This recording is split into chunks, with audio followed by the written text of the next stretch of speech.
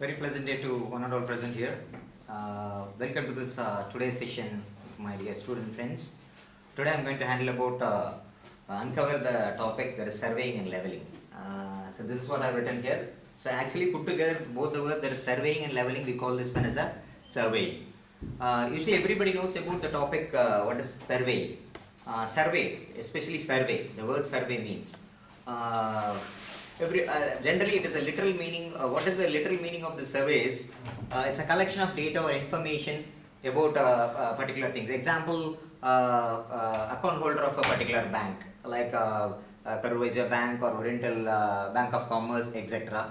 or number of voters in a particular area. So these are the collection of information or data about the people or whatever it may be. So this one we generally literally we define this as a survey. That is maybe exit survey or whatever it may be. So this is the literal meaning what we have for survey.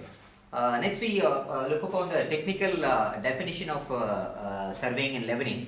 So as I told you earlier, put together it is called a survey. So let us see about what is surveying first. What is the definition of surveying? Surveying, it is an important branch in civil engineering, especially when we talk about the subject surveying. It is a very basic subject and it is very important subject to each and every civil engineer, where he has to undergo this course in a rigorous way. He has to learn properly from top to bottom.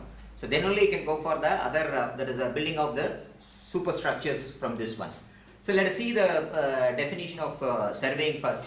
Surveying, it is an art of surveying in which the relative features of different various points of distinctive features on, above or below the earth's surface, that is called a surveying, in which the measurements involving direct or indirect measurements and not the angular measurements with respect to the horizontal plane. This is very important, with respect to the horizontal plane, that we call it as surveying. So that is the definition of surveying. When coming to leveling, it is another important branch in surveying, where where it is very important in a lot of projects, many projects. So leveling, the definition, it is again it is an art of surveying in which we determine the particular elevation of a point with respect to a given datum, or to fix the elevation of a particular point with respect to the datum. So this is called as leveling, and here we need to note that with respect to the vertical plane, here we go with the we do the work with respect to the vertical plane. So that is called as leveling. So both the technical definition for surveying and leveling, this is what surveying and leveling mean. And coming to the next important thing about what is the objective of survey. So whatever may be the subject will be having some objective. So objective is, main objective is to prepare a plan or a map. You know what do you mean by plan and what do you mean by what is mean by map? Plan, it's measuring a small area, and the same area will be plotted having a large scale. So small area, large scale, that we call it as a plan. And again vice versa, map. It is a large area, and the same large area it will be plotted in a small scale. Right, that is small area. In case of plan, it is a small area, we will be plotting to a large scale, and in case of map, it is a large area, we will be plotting with respect to the small scale. So that is what the thing about, that is the objective, main objective of surveying. Next we will see what is the principles of surveying. So whatever maybe the subject will be having some principles behind it. So here also we have a very basic principle and very important principle. That is, the first one is to work from whole to part. So why do we call this one as to work from whole to part? Suppose we start a surveying work, we need to establish some control points. That is major control points with instruments having high precisions.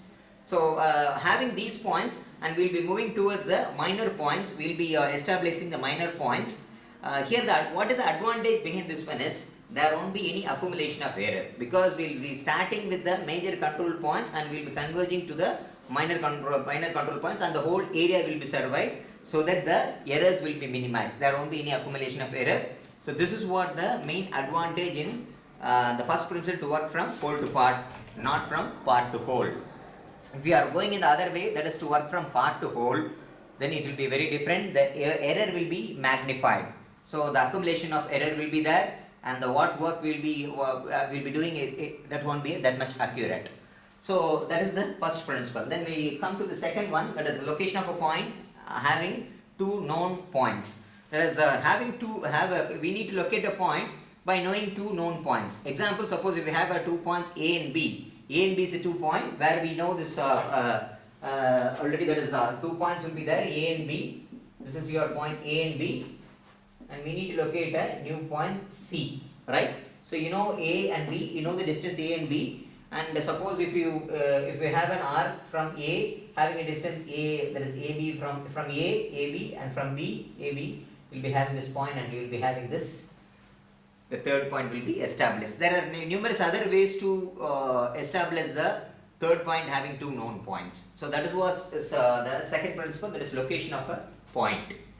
And coming into the main division of survey, this is another important thing. Whenever we go for surveying, we need to take care about what is the which place you are doing and what is the shape of that particular earth. What is the shape actually? We know that it is going to be spheroidal. The shape is spheroidal, and we'll be saying that we'll be doing the surveying on the plane surface. Then whether we need to consider the curvature of earth or not, there is a radius of curvature of earth. So that is a big question. So there comes this point. There is a division, main division of surveying: plane surveying and geodetic surveying. What do you mean by this plane surveying? So again here the surveying is conducted in such a manner that here we are not taking into consideration any, that is a radius of curvature into account, and we are doing the surveying work. So this type of surveying is done in most part of the country. But if it is a small sort of projects or moderate sort of project, we'll be doing this plane surveying, where the area what we are going to survey is not more than 260 square kilometer. So if that is going to be the case, then this type of surveying is going to be a plane surveying, and the points joining the line joining the 2 points is going to be a straight line, and the angle formed is going to be a plane angle, and the calculation is going to be, it's a plane, that is a usual calculation. So this is what is about plane surveying. And another important consideration, that is in main division, we have the other type that is called as geodetic surveying. So this type of surveying here, we go for very important works. This type of geodetic surveying. Why we go for important work is we will be considering the effect of curvature of earth. That is radius of curvature of earth will be taken into consideration, and we will be conducting the survey. So that's why we consider this as a very important one, and we take for major works, especially in case of GTS, that is Great Trigonometric Survey Department of India. They used to conduct only this type of survey, that is geodetic surveying. So here the 2 points is connected by an arc, and again here the angle formed is going to be a spherical angle, and the calculation is going to be a trigonometrical calculation. So this is what is about, and the area is going to be more than 260 square kilometer. So these are the main divisions of surveying, that is plane surveying and geodetic surveying. Next one is, there is another important topic, that is classification of surveying. What do you mean by this classification? We have many classification of surveying here. So what is the classification of surveying?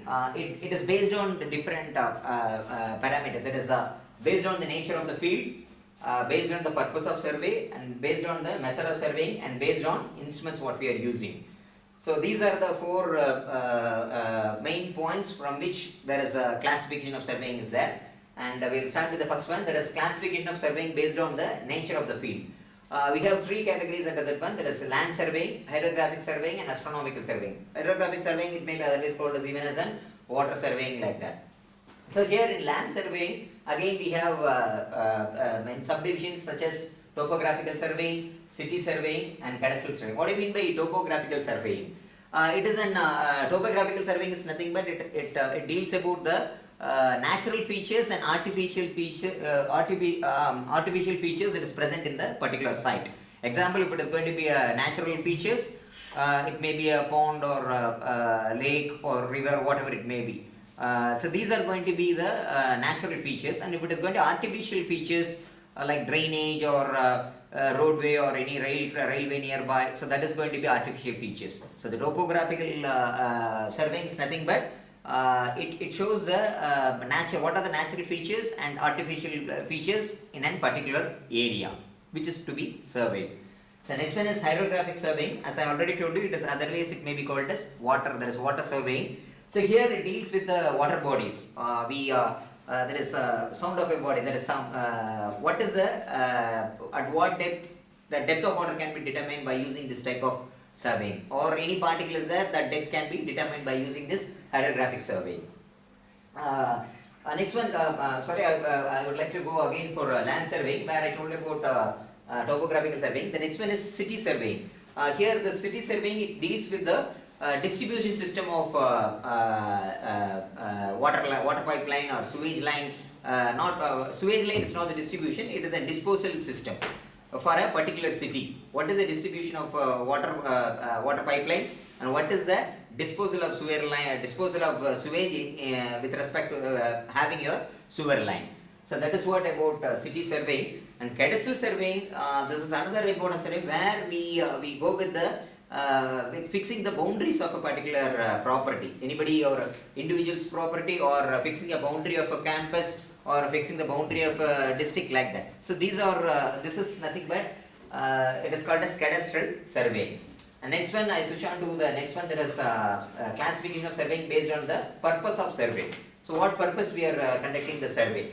The first one is engineering survey. You know, everybody knows what is called as engineering survey. Engineering survey for all major projects in engineering, such as dams, reservoirs, or any railway hydraulic structures, or railway works, or highway projects, etc. These are going to be the engineering works.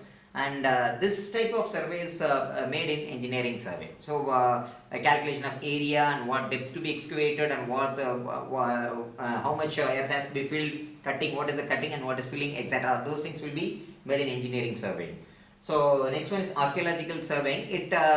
It depicts about the past relics, that is about the ancient type of material that is present in the particular area. What is that? Like example, any coin or pot or whatever it may be. That is what the ancient people have used. That material, if you are depicting those sort of work, and that work, what we call this as an archaeological survey. And next one is mine surveying, and you know, from the name itself it indicates what is mine surveying. This surveying is carried out mainly to explore the minerals. What are the minerals that is available? Example, coal, gold, or whatever it may be. These are called as mine surveying. So for exploring this minerals, we conduct this mine surveying. And next one is military surveying. And you know what is military surveying? Military surveying is nothing but it is an strategy that is followed in the military. Either it is a defense strategy or it is an attacking strategy, whatever it may be. For that particular place, the military surveying will be conducted in order to know what is the defense sort of work and what is the attacking sort of work. So this is what about based on the purpose of survey. Next one is based on the method of surveying. So the surveying is that we learned about what is the objective of surveying, what is the principle of surveying. Next one, this is another important one, what is the method of surveying, what way we are carrying out the surveying. The first one is triangulation survey, where we divide the whole area into number of triangles. So that is called as triangulation. And further the advancing, it is traversing is also there. Traversing, triangulation it may in the form of triangles, and traversing it may be in any closed form, form. That is, it is not written there. Another one, even we can tell this one is in traversing also. Traversing. So triangulation, it's nothing but we are the whole area will be divided into number of triangles, and the total area will be calculated, or your surveying work will be done over there, conducted over there. And traversing, again, it is another type where number of surveillance interconnected to form a closed circuit or open circuit. If it is going to be an open circuit, it is going to be railway work or canal work, etc. like that. And if it is going to be a closed circuit, it is going to be closed traversing. Example, the surveying for a particular campus. That's boundary of fixing a boundary for a particular campus. Next one is tachymetry. This is another method of surveying where we go with the tachymetric principles. And next one is trigonometrical surveying. As I told you that as in case of geodetic surveying, we go with the trigonometrical calculations. So that what is called as trigonometrical surveying. So this is based on the method of surveying. And next one is based on the instruments used. What are the instruments that is being put into use? So the classification goes on like this. The first one is chain surveying, compass surveying, plane table surveying, theodolite surveying, photogrammetric surveying, and aerial surveying.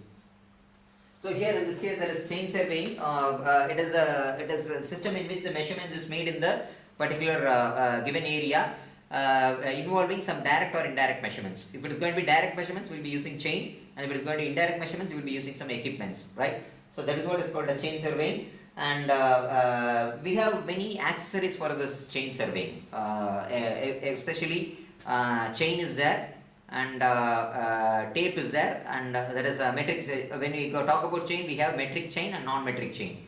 And again in non-metric chain we have engineer's chain, gunter's chain, example, that is etc. These are some of the types under chain. And we have tape. There is tape is cloth or linen tape, or inver tape, steel tape, etc. So these are the types of tapes. And arrows is there, pegs is there, ranging rod is there, offset rod, then cross staff, pegs is there, wooden peg, steel peg is there, wooden mallet is there, weights is there, plaster's lathe. So these are the cross staff.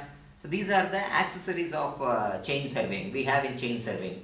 Mostly we use all these accessories for conducting the chain surveying. And then coming to the next one, there is compass surveying. We will be using the compass in this one. There is especially two types of compass is there. There is a surveyor compass and a prismatic compass. So in case of prismatic compass, we go with whole circle bearing type system, and in case of surveyor compass, we go with the there is quadrantal type, quadrantal method, right? So this is what about compass surveying. Then plane table surveying, we will be using a plane table. We will be having a tripod. There is 3 arms will be there, and over which we will be having a table. It will be of fixed size. So by using the table, we will be conducting the survey in that particular field. Here in this case, both the surveying and office work, both will be done simultaneously in that particular place.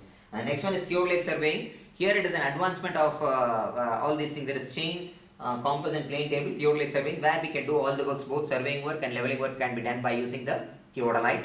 So it is an advancement of chain, compass and plane table.